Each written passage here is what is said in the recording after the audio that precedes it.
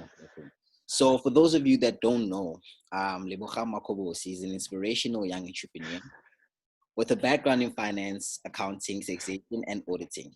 He is the co-founder of the Scholar Route app, which is a life-changing app that assists scholars with transportation. Now, transportation has always been a big issue, and Scholar app is the solution to that. He has his own accounting and taxation consultation firm that offers help to companies or people that need assistance with finance. And he is currently working for Dentsu Network SSA as a business analyst. And he's still on his journey of defining himself and reaching his pinnacle. Oh, how you doing, brother? How you doing? Thank you so much for joining us. Um, thanks, Mateo, for having me. It's very humbling, and I appreciate you taking out the time to meet with me on a weekend when you should be relaxing. Thank you for taking out the time for me. So let's start from the beginning. Who is Lebogang and where are you from? So Lebogang Makobosi is a young man who was born in a small village in the northwest, known as Kuhakunwana. I was born in a clinic there. I spent most of my younger toddler years living in Kunwana, Muntiwa as well, Mahikeng, and a little bit of time in Dobsonville, Soweto. After that, I then moved back to Northwest before officially coming to Cape Town. I started living here from the year 1996 and started my schooling here in Cape Town. I lived in Brooklyn for some time, and then we moved to a place called Rugby, which is the next living residence after Brooklyn, and then moved to Tableview, then lived in Tableview for a little bit, then moved to Pinelands. Wow. After Pinelands, moved to Parklands, and I've been here ever since. Wow. Yeah, so a young, ambitious young person. Wow. And how has your That's me. childhood played a role in making the person that you are today? Look, just like most professionals and most entrepreneurs, I do come from humble beginnings. I was born to a very young mother who unfortunately did not make it past the year 2004. So with her passing and also with me not knowing my father really put things into perspective where I realized that, you know what, if I want to create something great for myself and for my children, I'm going to have to be the one to put in the work. So most of it has been centered around that. And I can also say that my aunt who stepped into my life as my mother figure, she has always sort of enforced the idea that no hard work, no reward. And that's exactly how I've been living my life. I've tried by all means to work as hard as possible and also reap the rewards of my labor, which is thus far coming into fruition. Wow. Wow. And how has family support helped with in terms of your ambitions and how has that impacted on your success? Oh, jeez. Um, to be quite frank, when I think about my journey, I can't help but discuss, the issue of black tax, where a lot of people see black tax as a burden or as something that's just, an inconvenience, right? But I'm a beneficiary of black tax, which sometimes I like to consider to be black empowerment. So it also, goes in line with with the saying that teach a man to fish, you feed him for a lifetime, but if you give him a fish, you feed him for a day. And the support that I've had in my life with my aunt and the sacrifices she has made sure that I have tools to fish for a lifetime rather than just have a meal for one day and come back and beg again. So I've been very fortunate to have that support, and I've tried by all means not to waste those opportunities, but make the most of it. Wow. Wow. And Yeah. what are the challenges that you have faced on your journey? Sure. Yeah, I've been through some interesting things.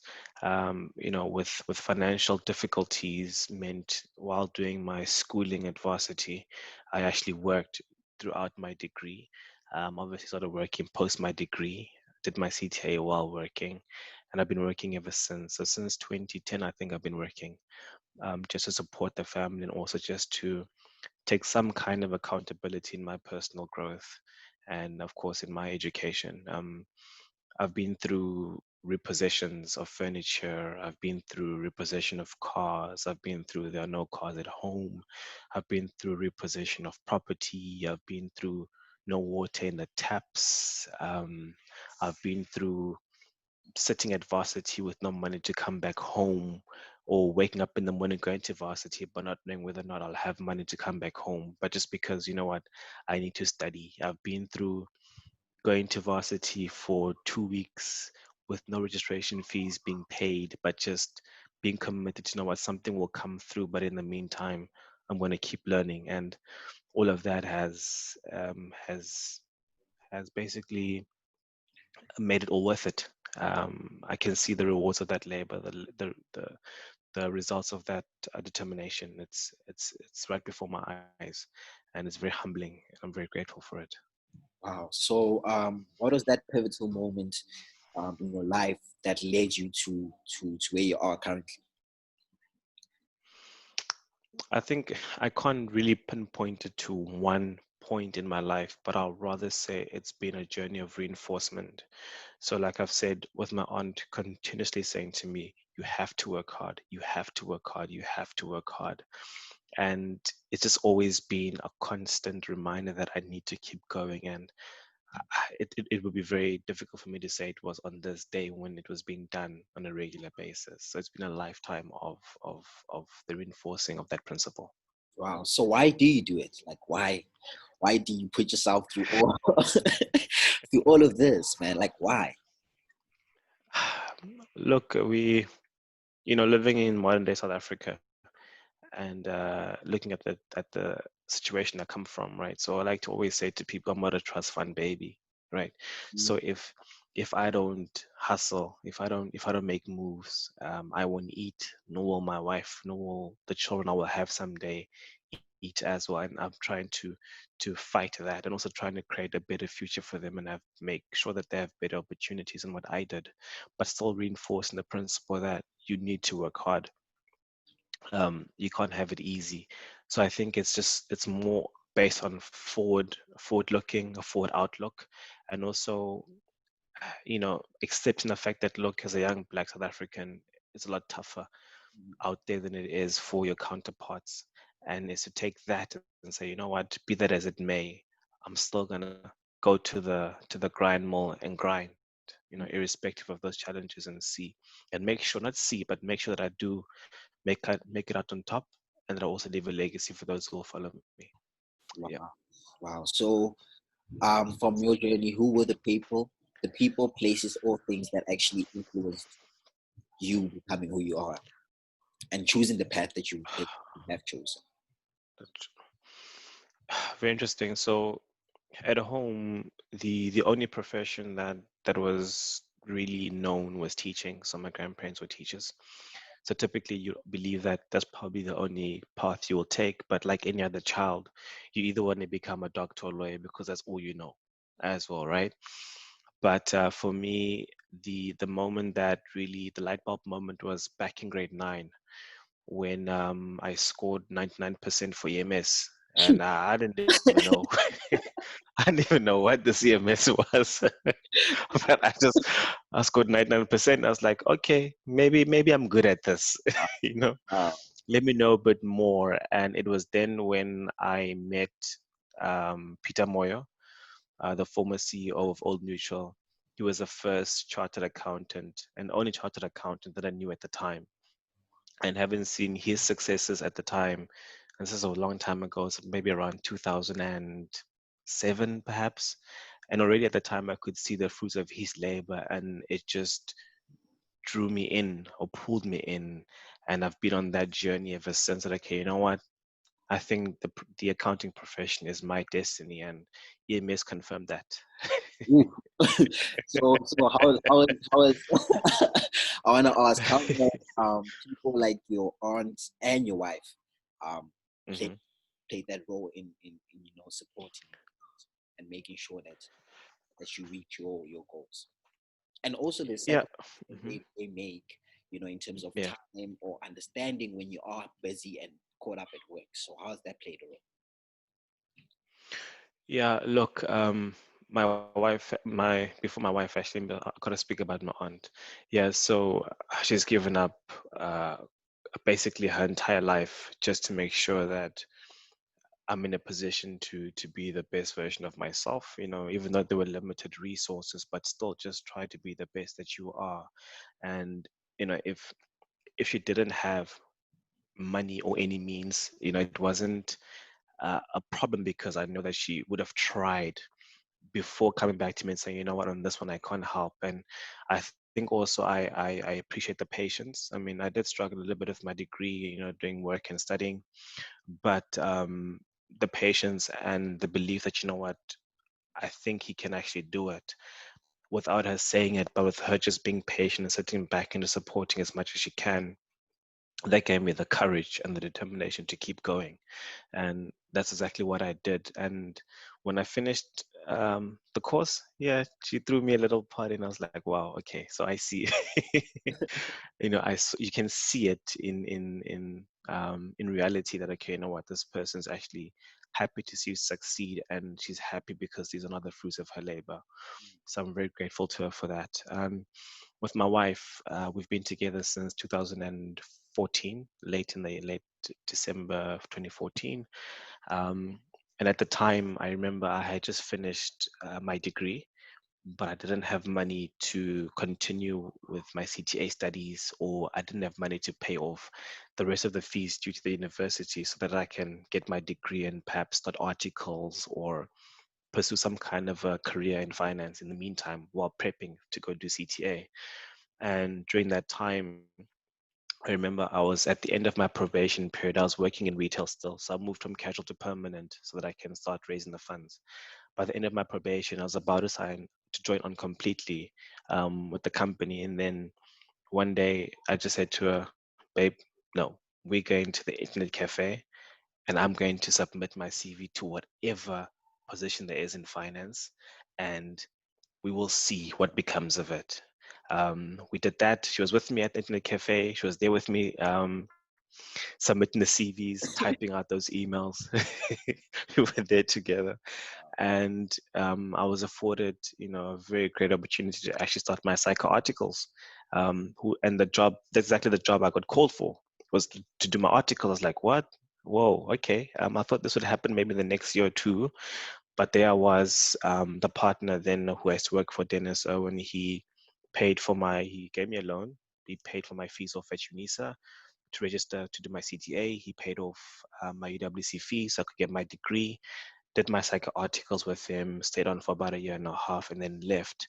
But throughout that transition of doing CTA, throughout that transition of articles, my wife has been there because everybody knows as a CTA student and an articles trainee, you aren't getting paid much, but you're working pretty hard for the money coming into your bank account. And she was patient with me, and here we are today, going strong. Wow, wow, wow. So let's go into the topic of varsity, right? So we Yep. know that the world is changing and so are the times. And in your opinion, how relevant Mm, is varsity, and how much of an mm. impact or an important role does it play in a person's life? Whew. Yeah, I think that question is can be quite controversial, right? Depending on what lens you're looking at it from, right? So I'll just communicate my stance. I'm from the school of thought that suggests that one should go to university, but I believe that you should be studying things that are relevant to the economic environment you'll be stepping into once you finish your studies.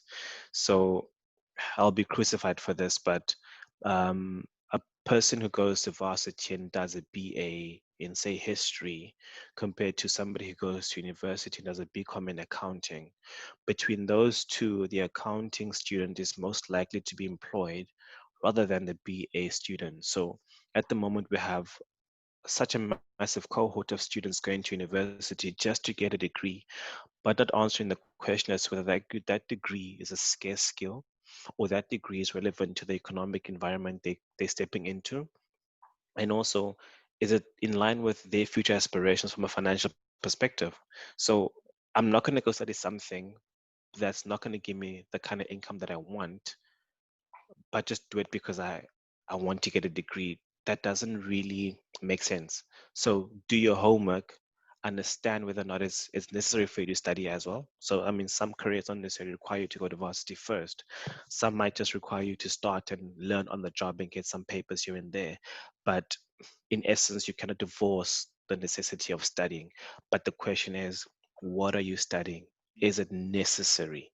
If not, perhaps rethink your whole career path or rethink your life and try to realign it with what's actually important and in line with your passion somewhat. Very difficult one, but try by all means to align the two. Wow. So yeah. Wow. So let's talk about funding, because funding has always been Mm, a very, very, very critical and big issue for our economy and for also South Africa mm, as well, right? So how did mm, you, in your experience, get funding, and what is your opinion on funding? mm. Interesting. So with the firm that I'm working, well, my little firm that I've started up, I've tried to find ways to start it up without having to spend a lot of money. So right now you've got a lot of entrepreneurs thinking that before they can actually start a business, they require huge sums of capital before they can actually get the ball rolling, right?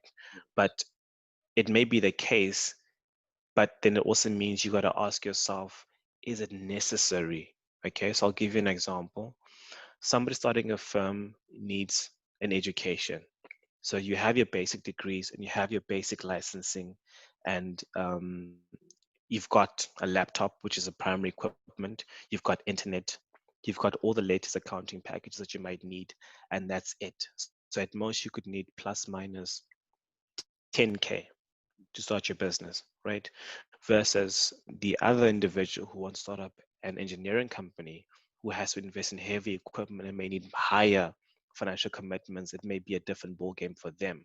But I've always said, even though you have big plans and big visions, start small. Find the easiest way to actually get into the game without coming back and saying, I can't get funding, therefore I cannot start. Because remember, you as you work, you sort of attract work to you because you are in that process of actually working. But if you're just going to sit idle and say, I'm waiting, things hardly actually come to you in that way. You reap what you sow, you reap what you sow. So in essence, again, just repeat it. Try and find the easiest way to start your business, the cheapest way to start it, and follow that path. And with that said, I didn't have to get funding Wow. Wow. because I had all the key resources, right? So in this whole scenario, if I die, the firm dies because I'm the resource. It's in my brain. So that's the investment I've made, is in my intellectual capacity. So another person also needs to think about that. And that again ties back to the education aspect. Mm. Invest in your intellectual capabilities, and in that way you'll become a great entrepreneur, and you'll overlook all the little hurdles which you might think are critical, and actually start doing what you need to do, which will help get you to where you want to be as an entrepreneur or as a prospective business professional. Okay, let's tie back to Yeah. education and talk about employment after graduation, right? So we know in South Africa Yeah. there's over like a 50% rate in terms of unemployment in the youth, right? So I just wanted Yeah. to ask, what is your opinion on that, and also are there any tips that you could provide to everybody in terms of who is seeking employment after graduation? Hmm. Yeah, that's a very difficult one, but one can always only reason by virtue of the things that happened before, right? So if you look at how the ANC, or the national government rather, at the time, this is 94 going forward, their focus has been, for the most part, on education. Get educated, get educated, get educated, right? And that's what everybody has been doing. Hence, we have this massive cohort of Black graduates every year coming out of universities, right? Which is all great and well, cool. But when those graduates leave university, what do they need? Jobs, Yeah. right? So what we need to understand is the economy that existed in 94 only catered for a small cohort of educated people, which meant it excluded the Black graduates. So it means the economy was never big enough to accommodate us when we were coming out of universities and start planning on entering the workplace. So the focus back then should have actually been on not just people getting educated, but also focusing on entrepreneurship, because we needed more businesses to come out so that by the time these graduates come out of university, there are adequate number of companies available to actually accommodate them in their businesses, which unfortunately was not the case, right? So the government and certain entities have tried to somehow fix this, and hence you would find SMME programs where small entrepreneurs are going into programs of incubation, or you've got the Shanduka Black Umbrellas, we're helping people who've already started and go to the next step. So you have all these programs right now coming through to try and now fix which was supposed to have been done, or do rather what was supposed to have been done back in 94. It may be a little late given the present context, but if it's done right in the present, as in we're doing it right now, then at least in the next 20 to 30 years, we'll look back and say, that was a great thing that we have done. So, all good and well, we invest in education, but let's make sure that there is a commercial environment that's ready to pull these graduates into the economy. And unfortunately, right now, that isn't the case. Wow. So, so with that said, solutions. Honestly, the best we can do is continue doing what we're doing. But the best advice I can give to young graduates is you've got some skills that you already have that you might have picked up from going to varsity. Try and make those skills work for you. So use your mental capabilities, which is what you've invested in during that time, and try and make money from that in the interim while still trying to build your career. A very difficult thing to say, but given the present circumstances, there's very little one can do right now, especially with COVID-19 and the mass labor layoffs that have been happening have also created another issue in the space. So we like to see more graduates coming out of the university with no place in the economy until we change the situation right now. Wow. So let's talk about the accounting firm, right? What does it mean to have Mhm. your own firm? Say that again. Sorry, I missed that Um, question. the question was, what does it mean to have your own firm, your own accounting and taxation firm? Well, it means you are the boss. All good and well, but this, as the saying goes, heavy is the head, right? Yes. So as a founder, you carry all the risk, you carry all the rewards. And I mean, being in the space of providing accounting and tax services has its own risks. You could be sued. And now when that happens, who stands to actually be hurt in that equation? It stands to be me. So it's all good and well to say I'm a boss, but you need to be ready to take on all the risk that comes with it. So, which means doing your job properly, investing in yourself as much as possible, um, maintaining a really strong professional relationship with your clients, also making your clients understand the importance of business ethics, and also communicating your ethical principles and not at all compromising on them, because at the end of the day, when things go wrong, you stand to lose. And that then, of course, puts my family at risk, which is what I do not want to be doing.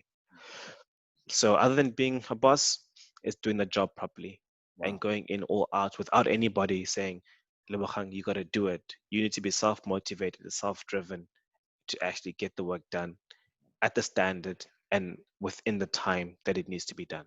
Mm. So what are the Yeah. day-to-day activities that you face? What is So, that? well, it depends. Yeah, so it depends on the needs of the client. So the clients, well, the needs rather differ, and the type of clients also differ. So some clients might just need statutory services, which are in line with complying with the Companies Act, which is obviously linked directly to SIPSI.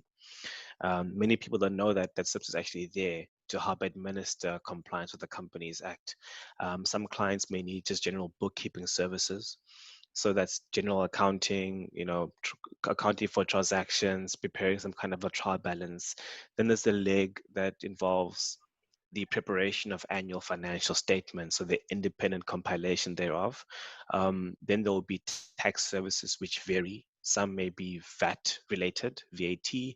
Some may be pay as you earn for staff and payroll. Some may be income tax for the company, which could be provisional, which is returns you're filing every 6 months, and of course the annual return once the financials have been finalized. Then there's evaluating and also trying to improve on the business models of your clients to help them operate more efficiently. There's also just other general business advisory services you might actually provide, the structuring of a business. Does it work, or exploring different legal forms of carrying on your trade. So all of that come into play within the space that I'm working in. And of course, most importantly, you do have to maintain relationships with your clients, because what this does is it helps you understand them better, and also helps you stress test whether or not you can continue working with them or not. But ultimately, remember at the end of the day that one, you need to comply with the ethical principles governing this profession. It's a very, very interesting profession we're in. Mm, mm. So Yeah. what are the basic legal red tapes that you had to go through and understand in order for you to start your own firm? Well, so what I've done is, so yeah, some people or some entities exist or rather operate using a model where the company itself has an operating license or a practicing license, and so does the various individuals practicing within that company or within that firm, right? So I took a more less what's the word, Stringent. less, yeah, less stringent and less restricted route, which was ensuring that I'm licensed as a professional. So I meet all the minimum academic requirements, and I've got the proper training from my articles programs, and as well as my professional career. And that is more than enough to actually get into the game. So if anything, you just need to make sure that you've got the requisite education, you've got a thumbs up from a professional body, and once you've got all of that done, you're good to go. Wow, wow, wow. So what So were it's the not that complicated if you oh, actually think yeah, about it. not that complicated. Mm. Okay. Okay. So what are the obstacles that you had to overcome in order to have your idea come into fruition? Yeah, well, so I've always wanted to start up my own firm already during my articles. In fact, we used to, just joke about this back in our varsity days. And having met one of my first clients, Buitumele Dukoko, he started up a company, also a young guy. He started up a company called Dukoko Tech, and they provide data solutions and software engineering services. So he approaches me while I'm doing my articles and is stressing that I need to help him prepare his financials and do his tax work. And obviously, I mean, being a trainee, an article trainee, means you're not a registered professional. So you can't do the work. You can't sign off anything, right?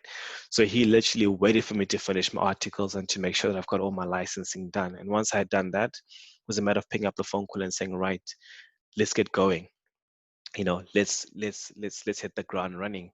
Um, so yeah, that obstacle was overcome in a couple of months, and that was just finish your done articles and get your licensing done, and that was done. Wow. What advice do you have for those that want to get into the line of work that you are currently in? So firstly, you need to be passionate about it. Um, you need to be willing to put in the long hours, because sometimes that's what it takes to get the job done. You need to be self-motivated. So you can't always wait on somebody to make sure that you're doing what needs to be done, or somebody's coddling you. You need to be able to hold yourself accountable and to a very high standard in terms of the quality of work you do, and also the deadlines that you need to meet. Another one is just to, of course, remain humble. Don't ever think that you're too good to do anything, or you're just better than everyone in anything, and you're just too good to do anything thrown at you. It must be specific tasks at your caliber. If that's your line of thinking, then you won't get very far in this industry, because what you must always remember is that you're working with people, and this is a relationship based type of business. And if you're not good with how you deal with people, and you don't adhere to the standards I've just mentioned to you, you're going to have a really hard time getting around. So yeah. Wow. Let's talk about current news. Um, how has Yeah. the current pandemic affected you personally and professionally? And what have you learned during this time about yourself and the business world? Yeah, so professionally, it has slowed down some of the work because now, clients who were carrying on a side hustle while working might have potentially lost their jobs. So which means they can't sustain both the side hustle and their livelihood. So they had to make a sacrifice and just choose the one. There are also scenarios whereby those particular clients see a drop in revenue or drop in income due to their clients no longer having the financial capacity to procure their services. So those are the real risks and the real exposure a profession such as mine actually has. Yes, it it may be okay for now, but you only really feel the impact post COVID-19 when you'll see that what these companies are now no longer in existence, or these clients are no longer operating, and you'll feel it in your bottom line. But for now, you'll get perhaps your last paycheck from them, or your last service fees, and after that, it's just back to trying to find other clients or trying to reinvent your business model. Wow. And then looking at the impact of COVID-19, or perhaps my personal assessment of it, is that COVID-19 has really forced CFOs, finance professionals, auditors, accountants to actually officially test the quality of their balance sheets, because now you're realizing that, what, this business might not actually be a going concern. And it might also be an opportunity for companies to close down businesses which were already struggling before COVID-19, but they couldn't close down because of union pressure. So now you are sitting in a very precarious scenario whereby these companies now have that liberty to do that, have the ability to clean up. And I use this very loosely, and I could be crucified for this, but it's a reality that they have an opportunity to clean up their balance sheet, clean up their businesses, and actually potentially start afresh with the hope that the new business models which they look at implementing will lead to more growth and more growth, job opportunities in the near future. But that is still yet to be seen. Um, yeah, I think, yeah, we live in a very precarious time, and the impact of this pandemic has been so pervasive and so widespread that it cannot be ignored, Mm. to a point whereby you might hear in the corners, those businesses who are in the tech space are doing a lot better than others. I should have invested in these, but not necessarily. We've all felt the brunt, right? So let me give you some examples. If people are not allowed to move around, and I have to work from home under, say, level 1 and 2, oh, sorry, level 4 and 5 restrictions, Uber has limited exposure to clients. No international travel means tourism is down. Airbnb can't do much. Uber Eats might have seen a surge where people have had to procure their services, but are people still going to move back to Uber Eats? Because now with level 3 and level 4, people are happy to go back into restaurants and are happy to purchase their food through drive-through. So the impact is so widespread that no one is safe. A retailer like Woolworths or Pick and Pay or ShopRite or Checkers or whatever you want to call them, all of these businesses were forced to only sell essential goods. So whatever is deemed non-essential also impacted them too. Yes, they might have been allowed to still operate and sell basic goods and services, but without without maximizing on the profitability, because they had restrictions on what they could and could not sell. So essentially, no one is safe. Yes, we can go back and try and revisit our business models, reconfigure and restructure our businesses, but the reality is that everybody has felt it, and it's here to stay for quite some time before things turn around for the better. Wow. Wow. What pointers do you have that may be applicable to the current economy and society? Phew. You're asking some really tough questions, right? So typically, I'd probably say to you, you need to speak to an economist. They will give you a much better answer. Definitely. But I'll give you one from my perspective for now.